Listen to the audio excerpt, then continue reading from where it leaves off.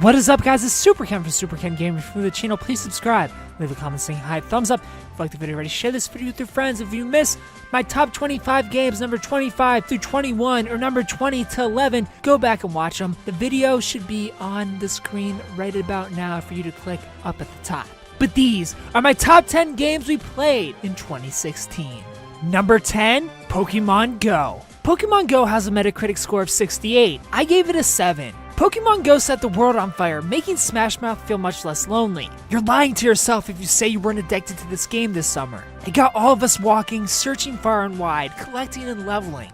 It's a shame the developers ruined this game by scrapping the Pokemon tracking, actually giving you an idea where to go to catch something because of their crybaby spoofers or cheating nonsense. Y'all want us to travel to Europe for a Mr. Mime? How about no? All that aside, this placement is based on my experience of this game in July, which at the time was one of the most fun experiences I had playing a game in a very long time. Number 9, Layers of Fear. Layers of Fear has a Metacritic score of 78. I gave it an 8.5. This is a PT-inspired horror adventure meets walking simulator game. I wouldn't necessarily call this game scary, but it's definitely an unsettling experience. I love the fact that the game was always moving forward, that it used tricks and changing room effects to bring you back to previous locations rather than forcing backtracking. This style kept me immersed and always on my toes, not knowing what to expect. It feels like one giant 4-hour haunted house tour, and uncovering this haunted house's secrets is an unsettling joy. Number 8, Final Fantasy 15. Final Fantasy 15 has a Metacritic score of 82.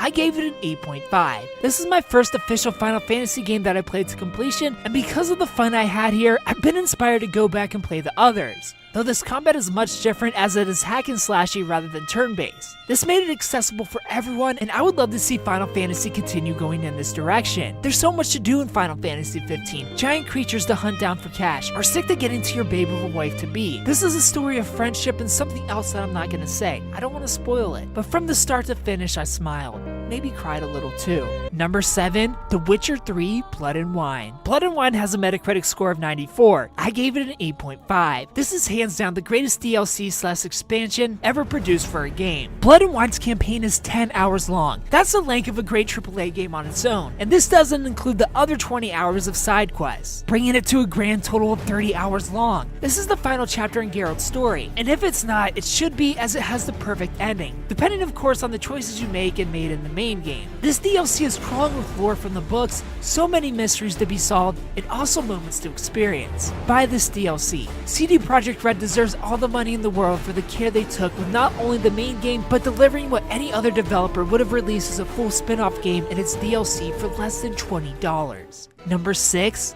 Ratchet & Clank. Ratchet & Clank has a Metacritic score of 85. I gave it a 9. I haven't felt this close to perfection from a 3D platformer since SpongeBob Battle for Bikini Bottom, or Jak 2 if you're a SpongeBob hater. Ratchet & Clank is so fun that I had to play through it twice. Really, I played through twice for trophies, but that's not important. What is important is I had just as much fun my second time as I did the first, and this time with even more powerful weapons, as the weapons have their own XP system. They level up as you use them and have their own skill trees. Easily the most perfect progression system in a game ever, period. Don't argue with me on this one. Like Doom, it gave incentive to try weapons out and find your favorite one, with none of the nonsense of having to do random challenges, which means ultimate gameplay freedom, which is what I always want in any game. Number 5, The Last Guardian. The Last Guardian has a Metacritic score of 83. I gave it an 8.5. Just when I thought games were done making me cry this year, Sony smacks me with this game in December. The story about the bond between man and beast. Oh, is this game frustrating to play though. It literally feels like trying to teach an old bird dog new tricks. Much like Final Fantasy 15, we've been waiting for this one for about a decade.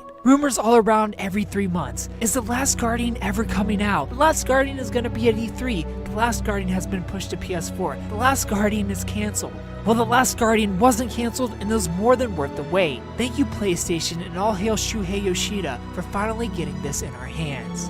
Number 4, Watch Dogs 2. Watch Dogs 2 has a Metacritic score of 83. I gave it a 9. This is a perfect example of what can be accomplished when developers and publishers listen to feedback. They didn't let the commercial success of the original Watch Dogs get to them, causing the feedback to fall to deaf ears. They listened and crafted a game miles better than what was an already solid experience. Again, bite me. The open world felt alive. NPCs would react in a way that felt real. They would interact with each other, have conversations that felt natural rather than triggered, and every moment of this game was a blast to experience, especially playing with the seamless multiplayer function on. I beg of you to support Ubisoft on this advancement. Reward them for listening. This is on some CD Projekt Red level of caring. Number 3, Unravel. Unravel has a Metacritic score of 81. I gave it an 8.5. If I selected games that only came out this year rather than including everything I played, Unravel would be my number 2 game of the year. Don't you dare sleep on Unravel. The most beautiful and heartwarming experience of the year for me. Unravel doesn't say a word, but shows you words through feelings and pictures. There's a story and theme here that you have to put together yourself. You fill a scrapbook as you play through this puzzle platformer, and every time I look through that scrapbook I cry. I'm even getting teary-eyed just writing about it as I am now. It destroys me and gives me hope at the same time. Number 2, Until Dawn. Until Dawn has a Metacritic score of 79. I gave it a 9. Until Dawn takes the formula from Heavy Rain and Walking Dead, throws it in a pot, mixes it around, puts a dash of My Girlfriend Hayden Panettiere in there, and pours it into a horror movie mold. Easily the most fun I've ever had making choices in a game. Messing with characters, sometimes trying to get them killed because I was over their attitude, not mentioning any names, Emily. But literally nothing happened the way I planned it to in my head, and the tiniest of decisions affected key moments in the story, like seducing your girlfriend in a cabin after you just made her fall into a puddle. How are you gonna get yourself out of this one, Superken? I don't know, but it was fun trying. And number 1, the game that wins the Superken Gaming Game of the Year award. Uncharted 4, A Thief's End. Uncharted 4 has a Metacritic score of 93.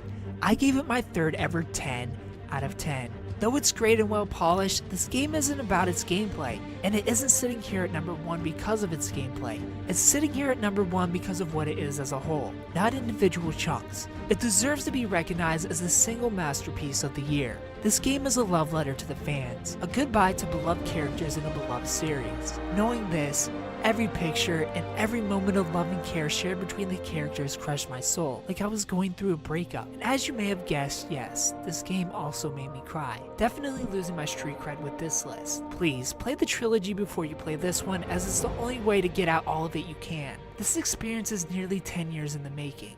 And a Naughty Dog. If you have any idea in your head, I ask that you move on. Uncharted 4 is a beautiful game and a perfect goodbye, and I hope that it stays that way. I love you.